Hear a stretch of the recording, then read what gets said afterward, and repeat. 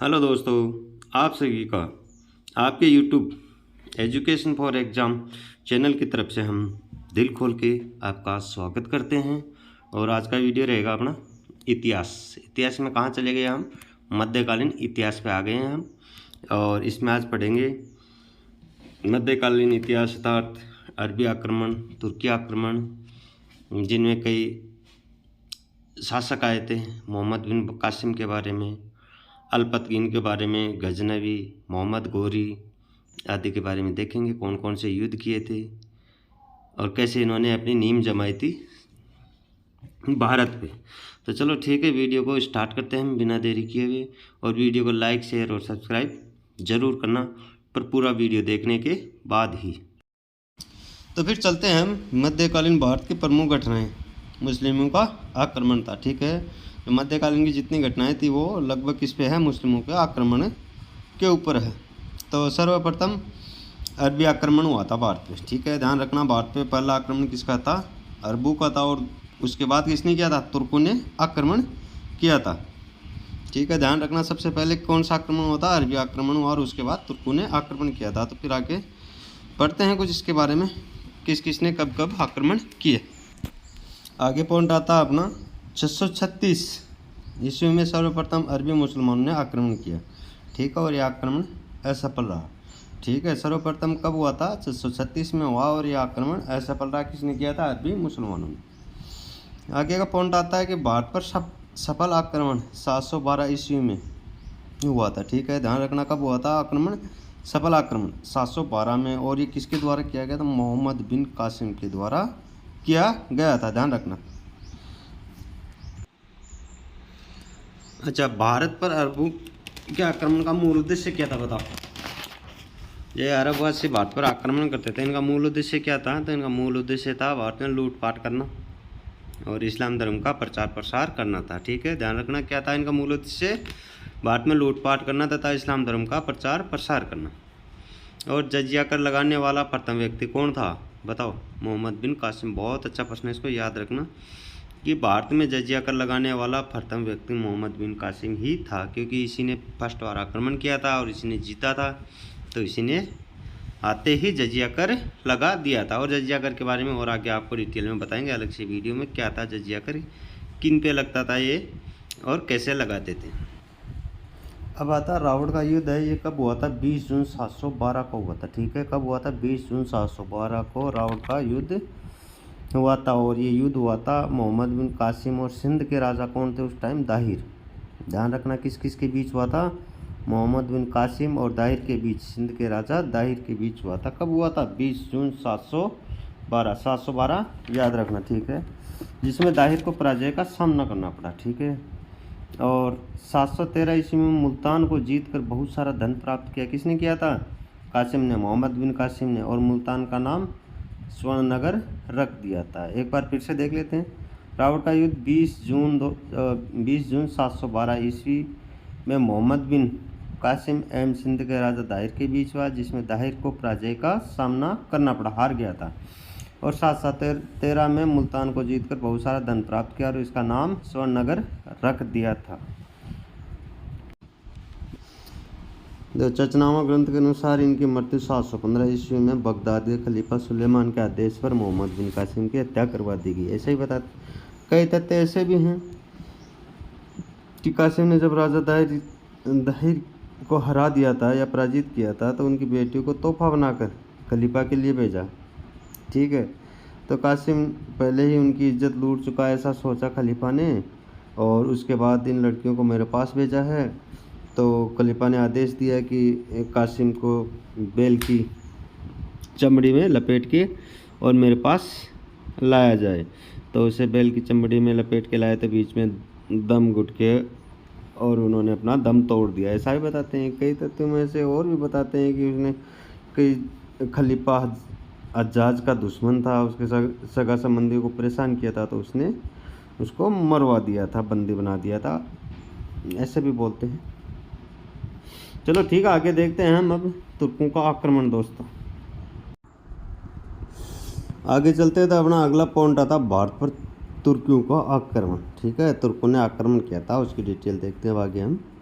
तो मोहम्मद गजनवी ने 1001 ईस्वी से 1027 तक भारत पर 17 बार आक्रमण किया। ठीक, कितने बार? 17 बार।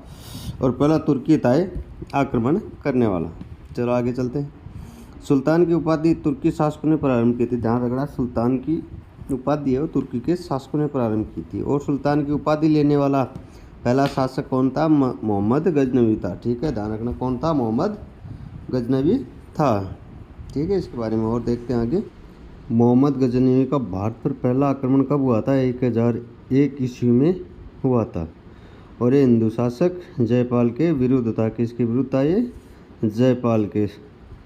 जयपाल और मोहम्मद गजनवी के आमने सामने युद्ध हुआ था और गजनवी इसमें विजय हुआ था। और मोहम्मद गजनवी ने 1015 ईस्वी में कश्मीर पर आक्रमण किया था, परंतु असफल रहा। ये एक युद्ध हारा भी था गजनवी को। कौन सा था? 1015 ईस्वी में कश्मीर के ऊपर आक्रमण किया था, परंतु इसमें असफल रहा। मोहम्मद गजनवी ने 1025 ईस्वी में सोमनाथ मंदिर पर आक्रमण किया और शिव मंदिर को नष्ट करके अपार धन संपत्ति लूटी। और आक्रमण के समय वहाँ का राजा कौन था? वहाँ का राजा था भीमदेव। कहाँ का? गुजरात का। ठीक है, ये भीमदेव सोलंकी था वहाँ का राजा।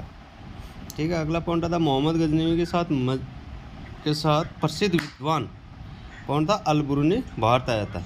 इसका ध्यान रखना, प्रसिद्ध विद्वान कौन आया था? अल-बुरूनी भारत आया था। फिर एक बार और देख लेते हैं। मोहम्मद गजनवी 1025 ईस्वी में सोमनाथ मंदिर पर आक्रमण किया और शिव मंदिर को नष्ट करके अपार संपत्ति लूटी, बहुत संपत्ति लूटी। और आक्रमण के समय वहाँ का राजा भीमदेव फर्स्ट था। तो चलो दोस्तों, इनका लास्ट पॉइंट एक और देख लेते हैं कि गजनवी का आक्रमण, यह गजनवी आक्रमण करता था, इसका प्रमुख उद्देश्य क्या था? इसका एक उद्देश्य था बस धन लूटपाट करके यहाँ से भारत से मध्य एशिया में लेके जाना। और मध्य एशिया में बहुत धन लेके गया यहाँ से भारत से ये। तो चलो ठीक है, आगे का पढ़ते हैं। आगे का है अपना मोहम्मद गौरी। मोहम्मद गौरी के बारे में पढ़ेंगे। तो मोहम्मद गौरी के बारे में देखते हैं। मोहम्मद गौरी ने भारत में तुर्क राज्य की स्थापना की। कौन से राज्य की? तुर्क राज्य की स्थापना की। ठीक है, गजनवी आया था, पर जो स्थापना है ये किसने की थी? गौरी ने की थी। ध्यान रखना, वो सिर्फ लूटपाट में ध्यान रखा, बाकी नींव इसी ने रखी थी, पूरी तरह से जमा दी थी नींव तुर्क राज्य की। अच्छा, आगे चलते हैं। मोहम्मद गौरी का पूरा नाम, ये पूरा नाम याद रखना बड़ा मुश्किल हो जाएगा। देखो, इसका नाम है पूरा शहाबुद्दीन उर्फ मोइजुद्दीन मोहम्मद गौरी था। ठीक है, ध्यान रखना, शहाबुद्दीन उर्फ मोइजुद्दीन मोहम्मद गौरी था। अच्छा, आगे चलते हैं। तो मोहम्मद गौरी का भारत पर प्रथम आक्रमण 1175 ईस्वी में मुल्तान पे किया था। किस पे किया था? मुल्तान के ऊपर पहला आक्रमण किया था मोहम्मद गौरी ने। और कब किया था? 1175 ईस्वी में किया था। मोहम्मद गौरी और पृथ्वीराज चौहान, काफ़ी अच्छे प्रश्न आएंगे। मोहम्मद गौरी और पृथ्वीराज चौहान का पहला युद्ध रायन का कब हुआ था? 1191 में हुआ था। और इसमें गौरी हार गया था। दूसरा 1192 में हुआ, तो उसमें गौरी जीत गया था और पृथ्वीराज चौहान हार गया था। ठीक है, ध्यान रखना इसको। और वैसे इसका काफ़ी अच्छा पॉइंट आता है इसका अलग से। पृथ्वीराज चौहान, जब चौहान वंश पढ़ाएंगे राजस्थान वाले इतिहास में, तब बताएंगे आपको पृथ्वीराज चौहान की वीडियो में कि कैसे मरा, स्वयंगिता कौन थी, और गढ़वाल जयचंद गढ़वाल ने किसका साथ दिया था, क्या हुआ क्या नहीं हुआ था, उसमें बढ़िया डिटेल से पढ़ेंगे। तो मोहम्मद गौरी का एक युद्ध और था, उसको हम इसमें दे नहीं पाए तो बता देते चलो आपको। वो था अहिलवाड़ा, जो गुजरात में पड़ता है, वो 1178 ईस्वी में हुआ था। ठीक है, और इसमें गौरी की पराजय हुई थी। और किस किस के हुआ था? वो मूलराज सेकंड और मोहम्मद गौरी के हुआ था, जिसमें मोहम्मद गौरी को हार का सामना करना पड़ा। तो वीडियो अगर पसंद आ रहा है तो लाइक, शेयर और सब्सक्राइब करना ना भूलें। सब्सक्राइब ज़रूर करें और दोस्तों को भी भेजें, हर कोई इस वीडियो को देखें। अच्छा चलो आगे चलते हैं। 1194 ईस्वी में गौरी और जयचंद, कौन? जयचंद गढ़वाल के मध्य कौन सा युद्ध हुआ था? चंदावर का युद्ध, जिसमें किसकी पराजय हुई? जयचंद की, और गौरी जीत गया उसके बाद, और उसकी नींव पक्की हो गई थी। ठीक है दोस्तों, 2 साल बाद में ये युद्ध हो गया था। 92 में कौन सा था? त्राइन का युद्ध था। उसके बाद में ये हो गया चंदावर वाला। आगे चलते हैं। कुतुबुद्दीन ऐबक गौरी का सेनापति था। ठीक है, ऐबक कौन था? सेनापति था। और गौरी के 7 प्रसिद्ध संत, इनका बहुत ज़्यादा ध्यान रखना, बहुत बार आता है और अच्छा भी प्रश्न है। संत कौन आए थे? शेख मोइनुद्दीन चिश्ती। कौन थे? शेख मोइनुद्दीन चिश्ती। कहाँ आए थे? भारत आए थे। ठीक है, और अभी इनकी दरगाह कहाँ? राजस्थान में, अजमेर में। राजस्थान वालों को सबको पता ही होगा ये, फिर भी ध्यान रखना, बहुत अच्छा प्रश्न है। दरगाह है। तो आज वीडियो को हम यहीं ख़त्म करते हैं, क्योंकि वीडियो काफ़ी लंबा होता जा रहा है। और अगर वीडियो आपको अच्छा लग रहा तो दोस्तों शेयर, लाइक और सब्सक्राइब करना ना भूलें, ज़रूर करें। तो चलते हैं। ठीक है दोस्तों, बाय। जय हिंद, जय भारत, वंदे मातरम।